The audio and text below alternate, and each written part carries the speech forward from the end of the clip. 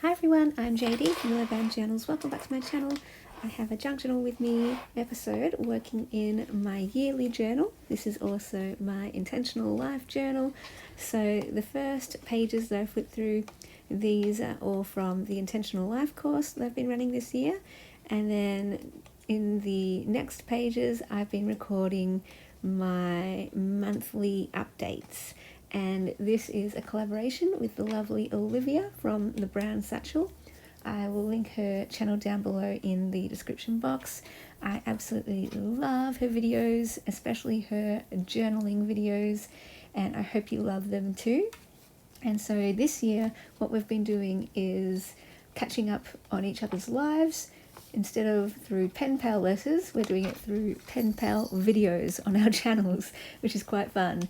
And yeah, instead of sending a written letter, we are writing or documenting our month in our journals in some creative way, and then filming a video of it and sending that to each other. So that's been really fun, and I have really enjoyed, this is the first time I've done a monthly record, but I've really enjoyed capturing the month this way.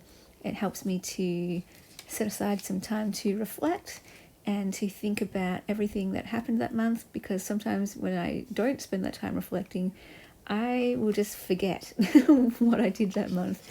And sometimes I can think, oh, I did nothing, or that was a bit of a waste of a month, or that was not a great month or something. But then I look back and I'll be like, oh yeah, remember that moment and remember that event and remember that time there. And it's like, oh, okay, yeah, actually quite a lot happened, and there's quite a lot to look back on, and quite a lot that I want to document. And I'm a visual person, so I like having photos. I'm not so much visual in terms of adding my own ephemera or stickers, like store-bought stuff. I really like using things from my daily life. So I'll use ephemera like packaging or receipts, things I pick up from my daily living. And then I also love using photos. I think photos are probably my favorite thing to include in my journals. And so what I've got here, I've got a whole bunch of photos this time. So I've been really actually getting back into photography this year. I had a long phase back when I was a teenager, in my uni days. I was known for taking my camera everywhere, and eventually I stopped doing that though. I stopped needing to take so many photos. But now this year I'm really enjoying taking a lot more photos. And yeah, it makes it a bit difficult to fit them all in on a journal page. So this time I have gone over 3 pages. Usually I only use 1 page spread, but I've gone over 3 this time. And it's just because I wanted to fit in as many of these photos as I could. And one of them, I was doing a photo self-portrait of my feet and my hands. So one foot is in one of my roller skates, my other foot is in my point shoe. And to me, that just makes me so happy. That's 2 of my favorite things. Ballet and roller skating. When I dance, when I roller skate, I just can't keep the smile off my face. I absolutely love it. Excuse me. And I have some photos of my hands. So I did a hand photo self-portrait, and we've got here my typewriter that was passed down to me. It was my grandpa's. And then I've got my notebook and a pen. So one hand on the typewriter, one hand with a pen in my hand. So that represents my love of writing. And then I was on a roll, I was thinking of other ways I could represent myself through my hands and photos. And I was thinking of a journal in one hand and a pen in the other, or a journal in one hand, a book in the other, to represent my love of writing and reading. And then I was like, okay, well, what about a pen in one hand, a paintbrush in another, to represent my love of writing and creating, a camera in one hand, and I could keep going on. A camera in one hand, maybe a typewriter in the other, just to represent my love of documenting life and capturing memories and that kind of thing. So here I've got some packaging that is from when I went to get some point shoes this month. I also got some lamb's wool and some gel pads for my toes. and I just kept some of the packaging there. I also kept one of the business cards from one of the places. So yeah, I did. That was one of the main events from this month, was I got some new point shoes, because my other point shoes, I've had issues with them. I now have 4 pairs of point shoes. Over the years, I now have 4 pairs, and I think the 4th pair is finally good. My first pair, I couldn't get onto point. They were super comfy, but I just could not get onto point without having a bent leg. My second pair of point shoes, I could get onto point fine, but they were so painful. It was sort of excruciating. When I was flat, when I was on point, it hurt no matter what. It was horrible. Then my third pair of shoes were almost perfect. I thought my third pair were going to be the ones. They were comfy in the shop, and I could get up onto point. Like, these were the best shoes that felt so good on point. But when I got home with them and when I tried them on in class, they were quite painful. And I found that they were too, I think it's because they're too small. They were compressing my heel, and I got blisters from those ones, actually. So yeah, I've never got blisters before with either of my point shoes before that. My third pair, I got blisters. And so, it was quite painful. So I was like, okay, finally I'm going to go for a 4th pair and see if I can get it right. And I was learning from this from listening to ballerinas, and I subscribed to the Point Shoe Shop, and listening to them how they fit point shoes. I was learning, sometimes it can take dancers years and years and years and many point shoes until they find the right ones, and some don't even find the right ones ever. They just find the best ones for them. So I was like encouraged by that, because I was like, oh my goodness, I've got 3 pairs and none of them are right. So finally I got this 4th pair, and that's what is in that corner, top left corner, after I sewed on the ribbons and elastics. And finally these ones are good. They are comfy. When I'm flat, when I'm on point, they are comfy, and I can get on point with them. And so the reason why I got these point shoes, though, is because we've got our concert coming up, our dance concert. And for the very first time, we are going to be doing a point dance. And that will be a dream come true for me. I've already had so many ballet dreams come true, where as an adult, I started as a beginner adult. But through that, I've been able to perform doing a classical ballet in a tutu and tiara. I then got my point shoes. I now teach ballet. I'm now choreographing my own ballet dances. And then finally, the last little dream to tick off, I guess, which was never intentional, this has all just come as a bonus, is to perform a point dance. And we're doing it to the song This Is Me. And so I'm very excited, but I wasn't confident in either of my point shoes. So I was like, if I'm going to be doing a point dance, I really, really need to be trusting my shoes. So finally got this 4th pair of point shoes, and finally they fit, they're comfy, I can dance in them, I can get on point in them, and so I'm just glad about that. Anyway, so those are those point shoes in the top left corner. They are synthesis point shoes. I think they're called Euro Stretch as well. They're a block shoe. My other shoes, if anyone's interested, my very first pair were an Energetics brand. My second pair was Block, and it was European Balance. And I think the reason why they were so horribly bad for my feet is because they are for a square foot. The box is shaped for a square foot, and I just sank. Anytime I went on point, I just completely sank into it, and my feet hurt, my toes hurt, because I've got very tapered feet. So I'm learning a lot about feet and point shoes, and I'm learning that I have a very narrow heel, but I'm very wide. So I've got a wide foot, but a very narrow heel, so I have a disappearing heel all the time.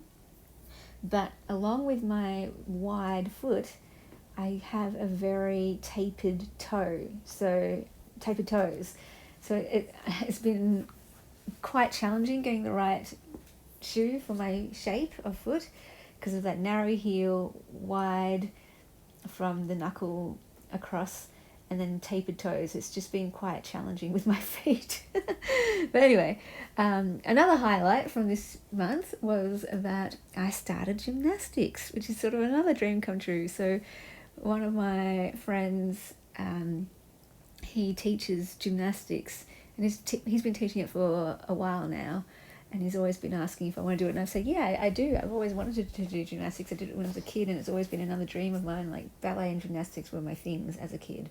Just think they're amazing. And so I was always like, move it to Tuesday, because I've got dance Monday and I've got ballet Wednesday. I'm like, move it to Tuesday and then I can do it. And so for the fourth term of this year, he's like, guess what? I moved it to Tuesday. You can do gymnastics now. I was like, okay, I better go, because I've been saying this whole time, move it to Tuesday, and I'll go. And I didn't really want to go though, because, you know, it's the term for the concerts coming up. It's very busy, a bit stressful, choreographing all these dances, being in dances myself. It's just a lot to think about. And I was like, oh, maybe I'll just save it till next year. But I was like, no, I'm going to honour this. I better do it this year. But I thought that I would dread it, that, you know, I'm going to be too busy thinking about the other thing, the concert and everything, and that I'm going to dread it. But actually, it's been so good. I look forward to it every week. And I always knew that I wanted to do beam.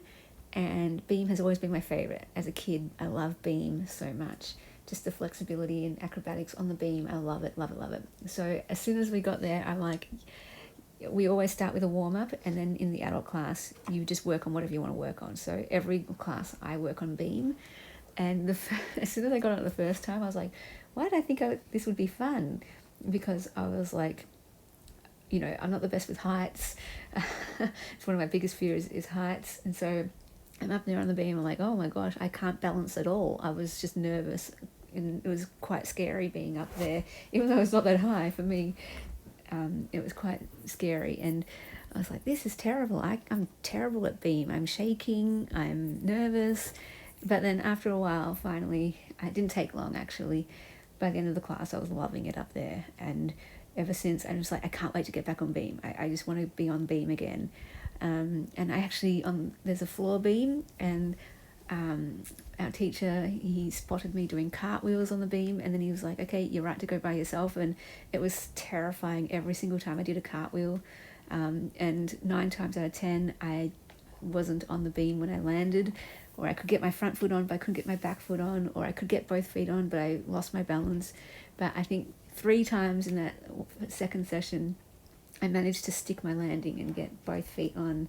And I was just like, oh my gosh, this is amazing. Even when I did gymnastics as a teenager for sport in school, at high school, I was never game enough to do a cartwheel, even though I wanted to, on the beam. And granted, I'm only doing a cartwheel on the floor beam, but still I was just like, oh my gosh, I'm doing things I never thought I'd be able to do at the grand old age of 37. So it's never too late to dream, you know. And then the week after that, I was able to maybe like 7 times out of 10, I was able to, no wait, hang on, the reverse. Like 3 times out of 10 instead of 1 time out of 10, I could stick my landing. And the most recent time, I psyched myself out of it. I kept trying to work on technique rather than getting my feet on. And I psyched myself out, and I scared myself again. So I slipped a few times. I was like, oh no, now I've lost my nerve. So I'm hoping this next week I go, I'll get my nerve back. But it's really, really interesting. I love that. When you start something new, I found this with ballet as well. When you're doing something completely different with your body and learning all new skills and techniques, it's a huge workout for your mind. And it's getting you, you know, thinking differently about your body and thinking differently about how you move in space, and you know, it makes you really aware of your movement and spatial awareness and your body parts. It really makes you really aware, and so I'm really enjoying that challenge, and I'm just trying to not put too much pressure on myself to see improvement every week and to get everything every time, because I saw, you know, that often happens as well. You see a lot of quick progress in the first few weeks, and then you plateau. That often happens when you learn any new skill. So I'm just trying to keep telling myself, just enjoy the process, enjoy the journey. There's going to be failure, there's going to be mistakes along the way. You're going to go backwards sometimes, but just learn from it, grow from it, and enjoy that journey, and know that that is part of the journey. Like, one week I'll be able to do a cartwheel, the next week I won't be able to get it once, and just to not be frustrated, to not beat myself up about it and to give up, but to just be like, okay, this is just part of the journey, this is all part of it. And maybe that's a life lesson for some people out there, including myself. Expect failure, expect mistakes, expect to go backwards, expect to plateau. Keep going. It's all just part of that journey. You're not going to be an expert straight away. And even with creating, with journaling and memory keeping, like, you're not going to be an expert straight away making journals. And you might do the perfect journal one time, and then the very next time you make a complete mess. Don't be discouraged. Keep going. Push through that. So that's kind of the stuff I'm telling myself with gymnastics at the moment, because I was really quite discouraged after my last lesson. I was just like, oh man, I've gone so backwards. I can't do it anymore. But you know what? Even if I can never do it again, if I never stick a cartwheel on the beam again, I'm just glad that I got one. I'm just thankful that I even got one. And another time our teacher got us to get on top of two mats, and then two boxes, and then fall backwards onto another mat. And I was just like, I don't even know if I can get on top of that thing. Like, you had to climb these things, and I'm like, I don't know if I have strength. But amazingly, I kind of flew up it. It was amazing. I thought I just went so gung-ho at it. I'm like, I just got to get up this thing, that I just kind of flew up this thing, and I felt like I was, literally felt like I flew, like I was flying. But then the easy part, I thought from the bottom it looked easy just to fall back onto this mat. But once I got up there, I'm like, again, I'm not great with heights. And I was quite nervous. I did that thing where I was like, okay, do it now. And I didn't go. And I was like, just do it. And then I didn't do it. And finally I'm like, okay, all right, I'm going to do it. And it was terrifying. It was quite terrifying. Afterwards, I was a bit shaky and I had tears in my eyes. But, I was just so glad to have done it. I was just so glad to have done this thing that I've never done before, and to challenge myself and push myself and do something that scared me, that I knew was safe, but I did it anyway, even though it scared me. And I don't know. I was really enjoying doing something that's challenging, doing something that I've never done before, and learning through the process. So maybe you want to challenge yourself out there. Those are the two main things: getting the point shoes, working on the concert, and then starting gymnastics. And I think that's been really good for my brain as well, because with the concert, I'm a little bit stressed thinking about that, organising it all, the dances, choreographing and everything. Whereas when I do gymnastics, I can purely just have fun, and it's just purely for my own self, and I'm not focusing on other people doing the dances, and it's just me having fun. And there's no pressure to perform or be on stage or anything. It's literally just me working on being and enjoying it. I'm just going to loop this video because I've got a lot to say. I'm in a chatty mood today. I hope you don't mind.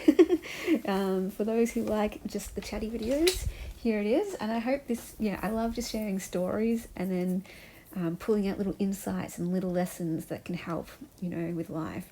Gymnastics is teaching me lessons. It's wonderful. I love it. So another thing is that I actually went to the movies twice in a row, 2 nights in a row, which I don't think I've ever done that before. And I just want to share about this because this is also, I'm going to go deep with this. Let me just set it up first, and then I'll share some deep thoughts about the movie. So I love movies, and I love going deep with them the way I do with books. Like, I don't just watch them. I want to get something out of it and learn from it and think about it. So anyway, the movie we were watching was Don't Worry Darling, and my friend and I, we've been wanting to watch this ever since we saw the trailer, and we both love psychological thrillers. Not scary, we don't like horror, but we love being made to think, and mysteries and twists and that kind of thing. So we have been looking forward to this movie for like a month, and then finally it was out at the cinemas. I was like, do you want to go? You want to go? Yeah. And then we were so excited. We planned it a week in advance, so the whole week we're like, can't wait to go. And then on the day of, again, we were so excited. We were full on hyped, man. We were hyped about this movie, and we were talking about it beforehand and being like, I really hope it lives up to the hype. I really hope, we're so excited right now that we're not deflated after watching it. We went to get movie snacks, and we were talking about what we think the movie's about, like what's the twist going to be, what's the mystery. We were coming up with ideas, we were so hyped, right? It's such a fun feeling. when you're just that excited and looking forward to something. Anyway, so we're in the movies, and as we're waiting, you know, we're just like, oh my gosh, I can't wait, and oh my gosh, this is awesome. And then finally it started when the lights went down, we're like, ah. Anyway, so we're watching the movie, and we're kind of, especially for me, I'm a bit of a talker if I'm scared. Like, it just helps me to kind of break out of the movie a little bit, just to have that separation.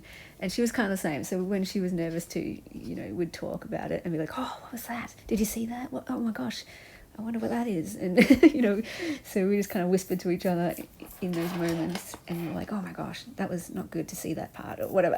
And it wasn't scary. It was just, there was a few creepy moments where they would jump to other things.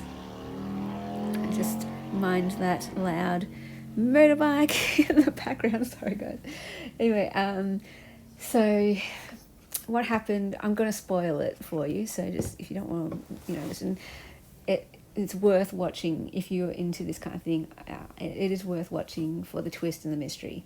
And the whole time we were on edge. Like, my friend couldn't eat because she was on edge the whole time. Whereas I was the opposite. I needed to eat. I had buttered popcorn, and I was like, I need to eat this popcorn just to kind of create that distance and root me in the real world and be like, okay, I'm here in the real world. And there was also a subconscious thing, but eating kind of helped me just be like, yeah, I'm in the real world. This movie isn't everything. Anyway, so what happened is, okay, it had Stepford Wives vibes for us. The whole time I'm thinking of Stepford Wives, but I knew it wasn't, because, you know, that would just be a remake and everyone would know it's a Stepford Wives remake. Plus a friend had seen it before and she's like, no, it wasn't Stepford Wives. So, but the whole time I'm watching it, I'm like, Stepford Wives, Stepford Wives. So the men go off to work while the wives clean and cook, and, you know, this idyllic home life in this kind of closed community. And the whole time I'm like, okay, are the wives brainwashed because the wives aren't allowed to ask questions about where they're working or what they're doing or where they're going or their lifestyle? They just have to accept it. And when funny things happen, one lady, she's like asking questions now. She wants to explore what happened to this other lady who found out too much and is asking questions, and she now wants to ask questions. And the lady, you know, she disappears. I won't say how, but she disappears, and so now this other lady, she's like, okay, what's happening? She's asking questions, and everyone's telling us to stop asking questions. And I'm like, yep, this is Stepford Wives. But then, you know, different things, I'm looking for clues. So yeah, my mind while I was watching is trying to piece together, what is this mystery? And at first I'm like, is it a cult? You know, are they be in a cult? The real world exists, but these guys are living in a cult. And then I was like, oh, maybe it's an apocalypse type thing. The whole world isn't actually there. Everyone else is dead, and the leftover people, or the remaining people, because they're remaining, they've just been brainwashed by a leader because they want to run the world how they want to run it now. And so they've been told, I was thinking, is it an apocalypse? Or maybe they've been told it's an apocalypse or something, and they're the only ones when they're not. And then throughout the rest, I'm thinking, okay, they're setting it up so that they're in this place that they can leave and go back to their old lives, you know. So they're talking about memories of their past lives in, you know, with other people and their jobs and everything and the places that they went to.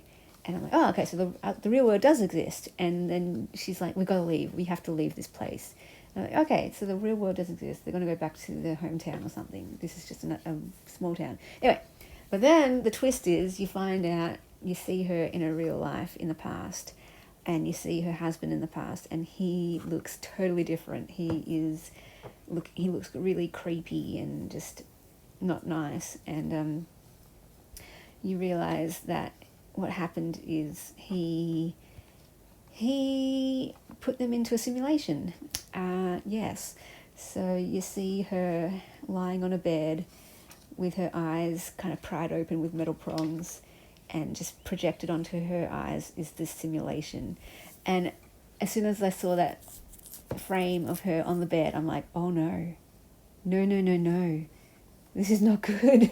And it really creeped me out, actually, that part, because in my head I thought, at some point I did think it was a simulation, actually, because there were like glitches and things. I'm like, oh, it must be a simulation. But I thought she was really in the simulation, and she was trapped in the simulation, and she was going to leave the simulation. I didn't realize that her real body was in the real world, and it was just all in her mind. That to me freaked me out. I'm like, no, that's horrible. And her husband did that to her. He imprisoned her. But anyway, I love that he isn't completely evil. Like, he's not just some evil villain. He is a real human, a flawed human. And you can see that he had noble reasons for it. They were just wrong reasons, flat out wrong. But from his perspective, yes, it was noble. He was like, but you hated your life. You were miserable. And you saw that. Like, she said she loves and everything, but you can see how he would have thought she was miserable. So he was giving her the good life. He's like, this is the perfect life. I have to leave this life every single day to work in the real world to pay for this life. You get to stay here forever and enjoy this world. I hate going back to the real world, but I do it for you so you can be here forever. And so that's where the men go during the days. They go back to the real world so they can do their real jobs to pay for it. And you can see how he's like, I do this all for you so you can stay here in this lovely life. I want to be here forever, but I can't have to work and pay for it. But I allow you to be here forever. And she's just like, for a moment you think, oh, maybe she wants this perfect life. She's like, oh yeah, this isn't so bad. But then she's like, no, it's my choice, my life, my choice. And she's like, how could you do this to me? Blah, blah, blah, blah, blah. Anyway, and then she gets out. Happy ending. But I was just, afterwards, we were talking about it on the way home and everything, and we're just like, oh my gosh, that's terrible. Like, for me, it really affected me. Like, and I did get quite a bit scared afterwards. So I was quite sensitive to that thing. Like, it wasn't horror, it wasn't scary that way. I was just really creeped out that it was all simulation. Like, I thought her body was there too. The fact that she was lying on a bed for who knows how many years, for how long, lying on a bed, wasting away with this projection on her eyes. I was just like, oh, that really creeped me out, to the point where I didn't get out of my room. I get afraid of the dark sometimes. I was always afraid of the dark as a kid. So if I get creeped out, that fear of the dark comes back. So I was like, I'm not even going to go turn on a light, because if I have to leave the room, I just was like, oh man. And then that night, yeah, I had trouble sleeping because I kept replaying images from the movie in my mind, and it was just like that image of her lying on the bed. I was creeped out from it. So we had already planned to see it again the second night, because we went and her boyfriend wanted to see it and her mum wanted to see it. So we went with them again the second night, and I was just like, I feel like I need to see it a second time, because it won't be scary anymore to me. Because the whole time we were on edge. We were like, what is happening? What is going on? And it's creepy. But now that I knew what was coming and what to expect, I thought, and I was right actually, I thought, this will do better for my conscience, it'll do better for my mind and soul. So I went for the second time, and it was so much easier. It was a breeze to watch. I wasn't scared, it was fine. I knew which parts to close my eyes to. There were only like 2 parts, or 2 or 3 parts that I knew to close my eyes with. And, you know, for my friend, she was fine with those parts. Other people would be fine with those parts. But for me, I just don't like kind of creepy things. It wasn't scary, it was just for me creepy. And yeah, it was so much easier to watch that second time. Like, I could breathe easier. And when that twist came, you know, I was like, yeah, I know, it's all good.